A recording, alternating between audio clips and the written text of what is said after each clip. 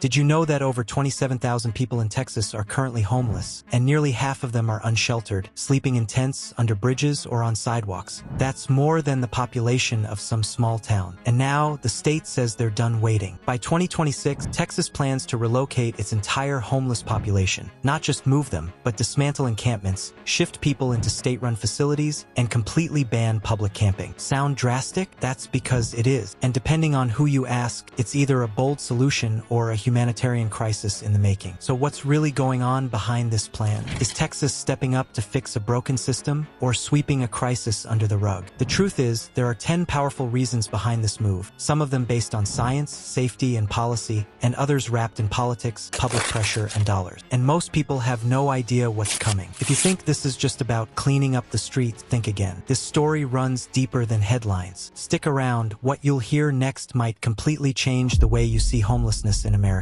Number 1, public health crisis. Homelessness isn't just a social issue, it's a public health emergency in disguise. In Texas, city officials have reported a steady rise in diseases like hepatitis A, tuberculosis, and skin infections, especially in areas where large encampments have formed. Without proper sanitation, access to clean water, or safe restroom facilities, the spread of illness becomes almost inevitable. In Austin alone, health departments have seen a spike in emergency room visits directly linked to unsheltered living conditions. And when one person gets sick in a densely packed encampment, it doesn't take long before the entire camp is exposed. For public health officials, this isn't just a matter of compassion. It's a ticking time bomb. The situation becomes even more serious during extreme weather events, something Texas knows all too well. In recent years, summer heat waves have pushed temperatures well over 110 degrees Fahrenheit, turning tents and concrete into dangerous ovens. Without shelter or hydration, many are hospitalized with heat stroke, dehydration, and respiratory issues. Winter brings the opposite risk, hypothermia and frostbite. During the infamous 2021 freeze, dozens of unsheltered individuals died in just a few days. For the state, these recurring tragedies are no longer acceptable. Officials argue that relocating the homeless into centralized shelters or facilities is a way to protect lives and reduce preventable deaths. But not everyone agrees with the solution. Critics say the state is using public health as a cover to justify aggressive crackdowns on people who have nowhere else to go. Still, supporters insist that inaction would only lead to larger outbreaks, higher healthcare costs, and more lives lost. In their eyes, the relocation plan isn't about control. It's about saving lives before the next public health disaster hits. But is it really a solution, or just a new problem waiting to unfold? Number 2, rising crime near encampments. For many Texas residents living near homeless encampments, one concern keeps coming up again and again: safety. Over the past few years, neighborhoods and business districts across cities like Austin, Houston, and Dallas have reported a noticeable increase in crime rates near large encampment zones. We're not just talking about petty theft or vandalism, though those are common, but also more serious issues like drug-related activity, assault, and even armed robbery. While it's important to avoid painting all unhoused people with the same brush, the concentration of poverty, mental illness, and addiction in unsupervised encampments can create hotspots of instability and tension. Police departments have confirmed that calls related to disturbances, trespassing, and threats have risen sharply in areas surrounding major encampments. Some local businesses have shut down altogether, citing a loss of customers and an inability to guarantee safety for staff or patrons. Residents nearby speak of constant fear, sleepless nights, and a sense of helplessness as they watch public spaces deteriorate. In many ways, the relocation plan is Texas's attempt to reclaim public areas, not just for aesthetics, but for the sake of restoring law and order. However, this part of the plan walks a fine line between protection and punishment. While some see relocation as a way to separate vulnerable individuals from dangerous situations, others believe it could criminalize poverty even further. Advocates argue that if the state focused more on rehabilitation and housing, rather than displacement, the cycle of crime would naturally decline. But for now, state officials are under pressure to act, and quickly. Whether it's fear-driven policy or legitimate crime prevention, one thing is clear: public safety is no longer a background issue. It's become one of the most urgent, politically charged reasons for the 2026 relocation strategy, and it's shaping the narrative around homelessness like never before. Number 3, economic revitalization of cities. While public health and safety are the most talked about concerns, there's another powerful motivator driving Texas's relocation plan: money. In major cities like Austin, Dallas, and San Antonio, entire business districts have seen declining foot traffic, shuttered storefronts, and stalled investments. One of the key reasons: the visible rise in homelessness. Tourists avoid certain areas. Events are relocated. Local shops report losing thousands in revenue because customers simply don't feel comfortable walking past tents or open encampments. For city officials and developers, economic stagnation has become a crisis of its own, and they see relocation as the reset button. Behind closed doors, many city planners admit that homeless encampments are bad for business. Property values drop, and potential investors back out of urban projects when the surrounding area seems unstable or unsafe. It's not just about image, it's about economics. Texas leaders are betting that by clearing out encampments and reclaiming public spaces, they can revive downtown areas, attract new developments, and bring in tourism dollars once again. Some cities are even planning to build parks, shopping centers, or outdoor event spaces on areas currently occupied by homeless communities. In their view, urban renewal can't happen without removal. But here's the catch. Critics say this is just gentrification in disguise, that the state is pushing out the poor to make room for profit. Many advocates for the homeless argue that this approach prioritizes aesthetics and tax revenue over basic human dignity. Clean streets don't mean much, they say, if people are being shuffled from one temporary shelter to another with no long-term solution in sight. So while the relocation plan may help reboot local economies, it also raises serious questions about who cities are being rebuilt for and at what cost. As Texas moves forward, this battle between progress and people will only get more intense. Number 4, lack of affordable housing. Here's the uncomfortable truth at the heart of Texas's homelessness crisis. There simply aren't enough places for people to live. Over the past decade, housing prices in Texas have soared, especially in fast-growing cities like Austin, Houston, and Dallas. Wages, however, haven't kept pace.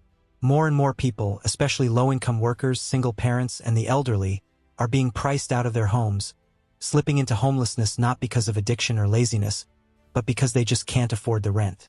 And when there's no safety net, one missed paycheck can mean sleeping on the streets. Texas officials argue that the relocation plan is, in part, a way to force progress on the housing front. By dismantling encampments and relocating individuals into temporary facilities, the state hopes to centralize resources and speed up the process of building transitional housing, micro-communities, and even long-term affordable units. Some cities have already begun experimenting with tiny home villages and converted shipping container apartments, aiming to offer fast, cost-effective shelter options. In theory, this sounds like a step in the right direction: move people off the streets and into homes. But there's a catch. Most of these solutions are still in the planning stages, and the relocation plan is moving much faster than the construction. That means many people may be pushed out of public view before real housing solutions are ready.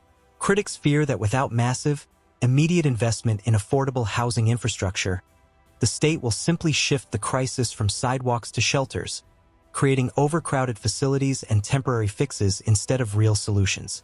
Even some policymakers admit that Texas needs tens of thousands of additional units just to meet current demand. So while the relocation plan may shine a spotlight on the housing gap, it also risks amplifying it unless housing production keeps up. And that's the real challenge. Can Texas build fast enough to match its ambition? This issue is bigger than tents on sidewalks. It's about what kind of society we're building. So tell us in the comments. Do you think this plan is bold or blind? And if you haven't seen our last deep dive, go check it out. It connects the dots in ways most media won't. We pour hours into every video to bring you thoughtful, research-backed content. So please, support us with one click. Hit that subscribe button. Number 5, federal pressure and funding opportunities. Behind every major state policy, there's usually one powerful motivator: money.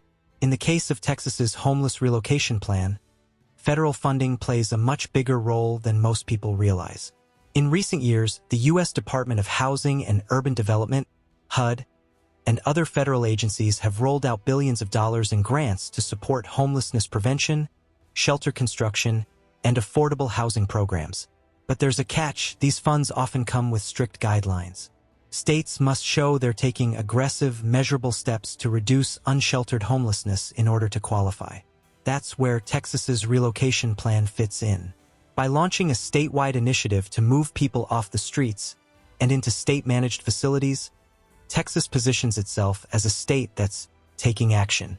This opens the door to receive millions in federal aid, including competitive grants that can fund not just shelters, but also mental health services, addiction treatment, job training, and housing vouchers.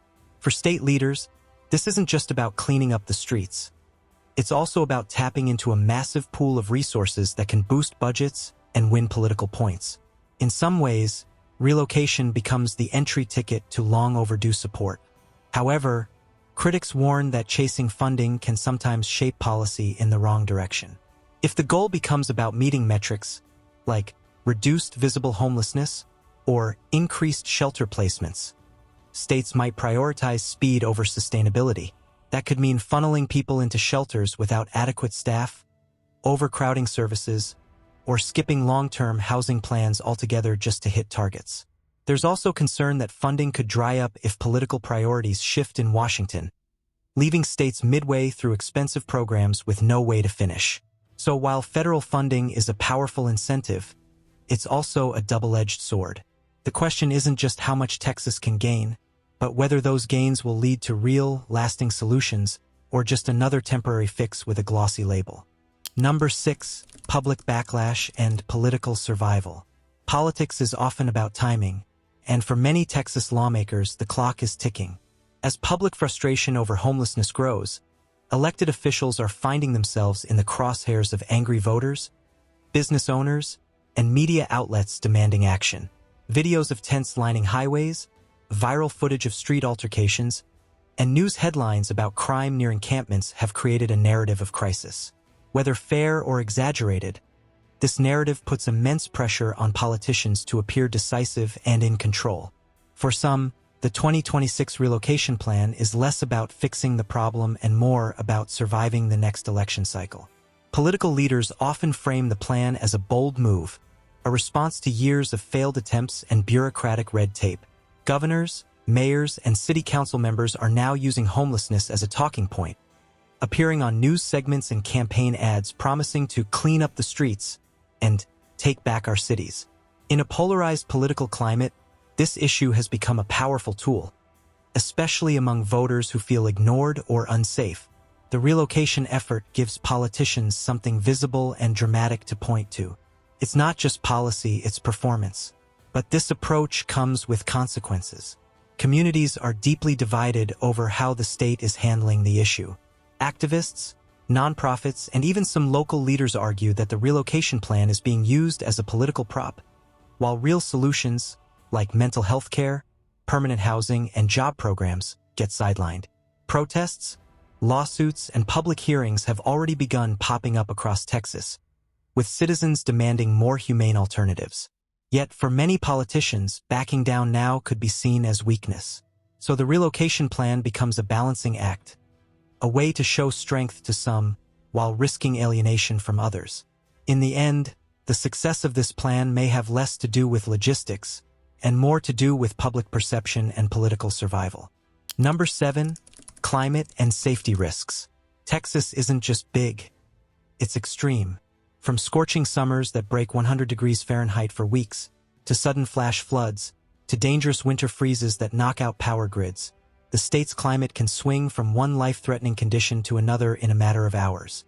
For people living on the streets, these shifts aren't inconvenient, they're deadly.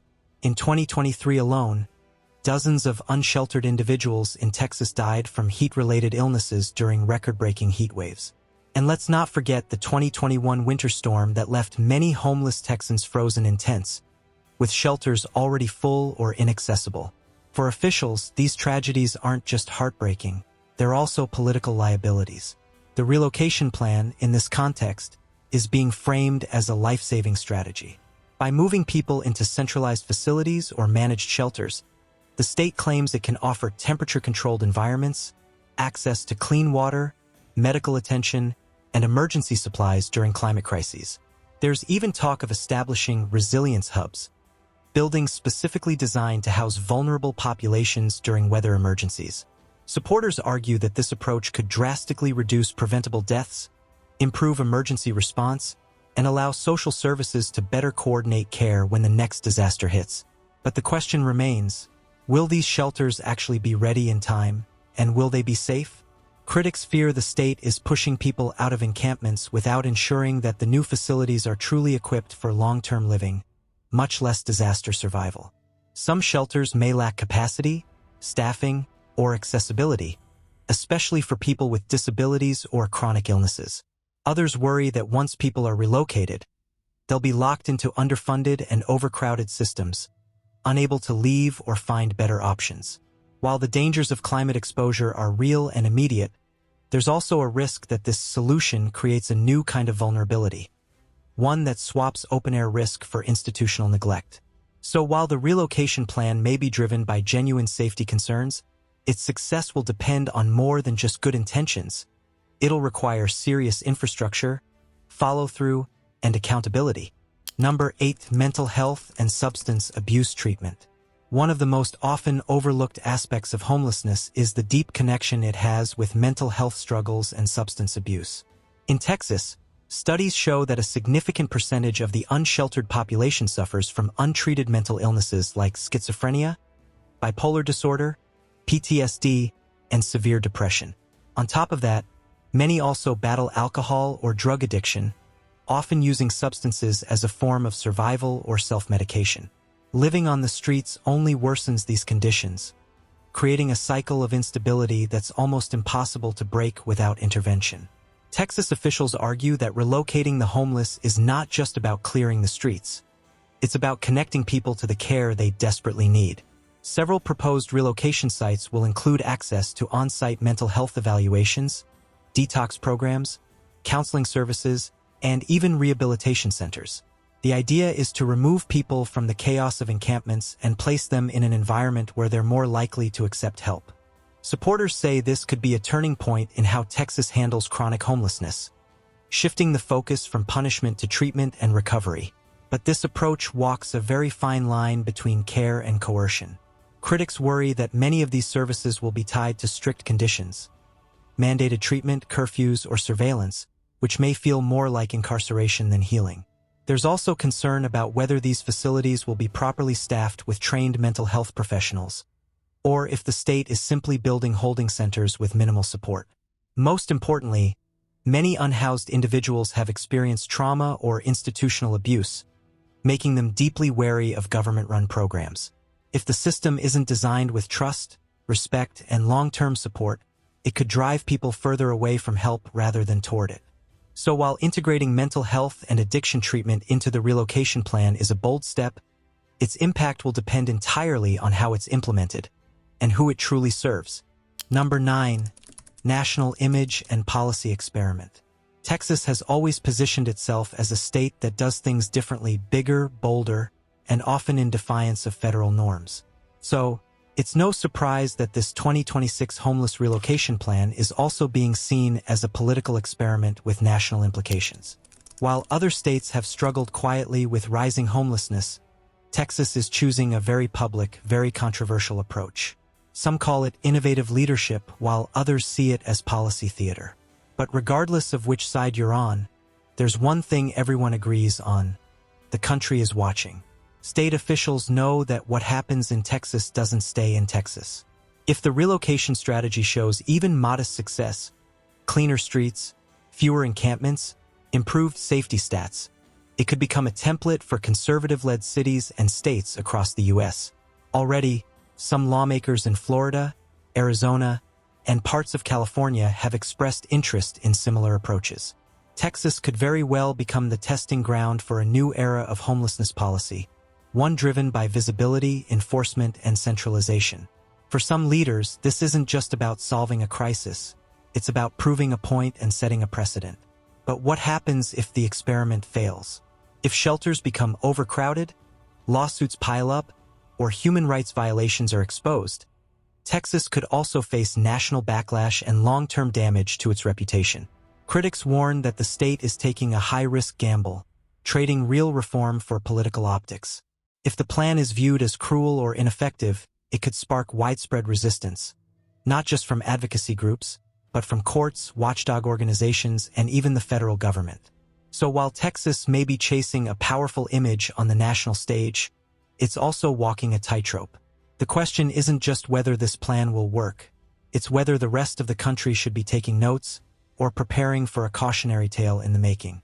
Number 10. Control over urban space. At its core, Texas's relocation plan isn't just about shelters, policies, or public safety. It's about control. Control over who is allowed to exist in public spaces and how. Across cities like Austin, Dallas, and Fort Worth, public parks, sidewalks, underpasses, and greenbelts have become contested territory. On one side are those trying to survive, erecting tents, creating makeshift communities, and claiming a small piece of ground. On the other side are city officials, developers, and residents who argue these spaces are meant for everyone else. For commerce, recreation, tourism, the relocation plan, in many ways, is the state taking a firm stance. Public space is not for the visibly poor. This raises deeper, more uncomfortable questions. Who decides who belongs in a city? And what happens to people when they're pushed out of view? By removing encampments and banning public camping, Texas isn't just clearing the streets. It's redrawing the map of who gets to be seen. This is why many advocates say the plan isn't about helping the homeless. It's about making homelessness invisible. When tents disappear, so does public awareness. When pain is hidden behind shelter walls, it's easier to pretend the crisis is solved. But the crisis doesn't vanish just because it's moved. In fact, critics warn that these relocation efforts could set a dangerous precedent, where cities sanitize their streets for image's sake, while deeper structural issues go ignored. Homelessness doesn't begin with tents. It begins with evictions, trauma, mental health gaps, broken systems, and income inequality. Until those are addressed, moving people from one place to another is just a bandage on a bullet wound. So while Texas may be making its public spaces more orderly, the real cost may be a growing population of people pushed out, silenced, and stripped of the most basic right, the right to simply exist. So now that you've heard the 10 powerful reasons behind Texas's bold 2026 relocation plan, let's take a step back and really think about what this means, not just for Texas, but for the entire country. This isn't just a policy shift. It's a social experiment on a massive scale.